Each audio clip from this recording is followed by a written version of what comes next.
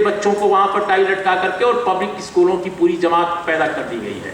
अभी लेटेस्ट जो आंकड़ा उत्तर प्रदेश का मैं देख रहा था शिक्षा का, मैं जानबूझकर शिक्षा पर बोल रहा हूं, आपको लगेगा कि ये बोरिंग विषय क्यों उठा लिया, लेकिन मैं जानबूझकर बोल रहा हूं। 52% उत्तर प्रदेश के 52% जो स्कूली बच्चे हैं वो पब्लिक स्कूल में पढ़ रहे हैं। पब्लिक स्कूल मतलब प्राइवेट स्कूल। हमारे देश में उल्टी भाषा बोली जाती है। हमारे देश में प्राइवेट स्कूलों को पब्लिक स्कूल कहा जाता है। और मैं जब एक बार बर्मिंघम गया इंग्लैंड में, तो वहां क्या देखा कि एक स्कूल था, वो पब्लिक स्कूल था यानी सरकारी स्कूल। उसमें बर्मिंघम के एक लीडर जो उन दिनों कैबिनेट में थे सरकार के, वो और उनके ड्राइवर का बेटा दोनों एक स्कूल में पढ़ रहे थे।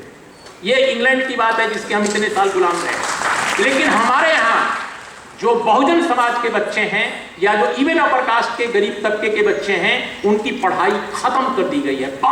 उत्तर प्रदेश जैसे बड़े राज्य में 52% बच्चे सरकारी स्कूलों में न पढ़कर प्राइवेट स्कूलों में पढ़ रहे हैं। और वो किस तरह से पढ़ रहे हैं और क्या पढ़ रहे हैं, आप देखिए भविष्य क्या होगा उसका।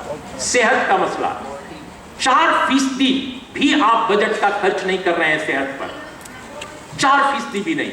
लेकिन भारत के मीडिया के लिए विषय नहीं है। भारत के लिए मीडिया का विषय क्या है कि जीडीपी में ग्रोथ हो रही है। भारत के मीडिया के लिए क्या है, नोटबंदी से बहुत फायदा हो गया है। भारत के मीडिया के लिए क्या है कि भाई वो आज जा रहे हैं वहां तो ट्रंप साहब ने क्या शानदार दावत का प्रबंध किया है। हमें कमाल की बातें भारत के मीडिया में चल रही हैं। हाँ, अब ये विषय आपके लिए नहीं है। आप भारत में आप कह रहे हैं कि भारत दुनिया के सुपर पावर्स में कंपीट कर रहा है। अरे भाई, आप किसमें कर रहे हैं? दुनिया में जितने इंडेक्स हैं सब में भारत फिसड्डी में जा रहा है और आप कह रहे हैं कि हम आगे बढ़ रहे हैं। आप देखिए भारत की स्थिति इस वक्त जो है, फ्रीडम ऑफ प्रेस, अभिव्यक्ति की आजादी के मामले में दुनिया के 180 मुल्कों में हम 136वें स्थान पर हैं। असमानता के मामले में, अनइक्वालिटी, असमानता के मामले में भारत का दर्जा इस समय 180 मुल्कों में 135वें नंबर पर है। HDI में, HDI मतलब ह्यूमन डेवलपमेंट इंडेक्स, यानी शिक्षा और स्वास्थ्य के मामले में आपकी परफॉर्मेंस कैसी है, 130वें या 32वें स्थान पर है। आप देख लीजिएगा, गूगल पर मिल जाएगा। 180 मुल्कों में, 180 मुल्कों में, और आप कह रहे हैं कि सुपर पावर का आप क्लब ज्वाइन कर रहे हैं। तो ये झूठ जो 15% लोगों की आबादी में से निकले लोगों का है, जो राजनेता हैं, जो विचारक हैं विद इन द कोर्ट, जो प्रेस में हैं, जो डोमिनेंट तबके प्रेस के हैं, उनका पूरा का पूरा विमर्श यही है कि झूठ को सच बनाया जाए और सच को झूठ बनाया जाए। तो मुझे लगता है कि दलित दस्तक जैसे जो मंच हैं, वो सच को सच और झूठ को झूठ साबित करने के लिए कदम ताल करें और जनता उनकी चाहती है। मैं समझता हूं कि इन शब्दों के साथ मैं प्रेमचंद को कोट करूंगा।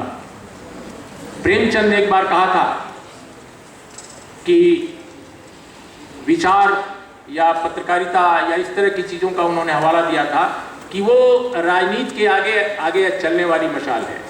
इन दिनों भारत की राजनीति में एक स्थगन दिखाई दे रहा है, एक गतिरोध दिखाई दे रहा है, एक प्रश्न दिखाई दे रहा है। ऐसा लगता है कि हमारे सामने जो बदलाववादी राजनीति है, बहुजन समाज की जो एक आकांक्षा, सपनों को हकीकत में तब्दील करने वाली राजनीति है, कहीं ना कहीं उसमें गतिरोध आ गया है। मुझे ऐसा लगता है।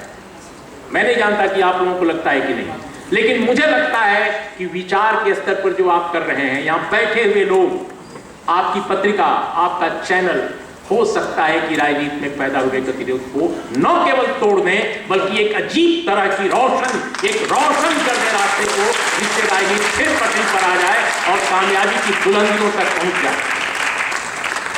इसलिए मुझे यहां बैठे एक एक व्यक्ति में संभावनाओं का अपार द्वार दिखाई दे रहा है। आप यहां पर किसी बड़े राजनेता के लिए नहीं आए हैं, आप यहाँ कोई बहुत बड़ी बात के लिए नहीं आए हैं, कोई बहुत बड़ी गोलबंदी नहीं है यहाँ। हाँ, एक मैगजीन के लिए आए हैं। ये कमाल की बात है, ये इतिहास में दर्ज करने वाली बात है कि यहाँ मौलवी हाल जैसे बड़े बड़ी पॉलिटिकल पार्टीज के लोग भी हॉल को भरने के लिए परेशान रहते हैं, वहां दलित दस्तक नाम की एक मैगजीन के लिए, उसके नए पोर्टल के लिए, उसके नए न्यूज पोर्टल के लिए आप यहां आए हैं। मुझे लगता है कि आपके सपने बहुत सुंदर सपने हैं, बहुत बड़े सपने हैं। इन सपनों की सौगंध आप इसको आगे बढ़ाइए, जरूर कामयाबी मिलेगी। इन सपनों के साथ आपका बहुत बहुत धन्यवाद।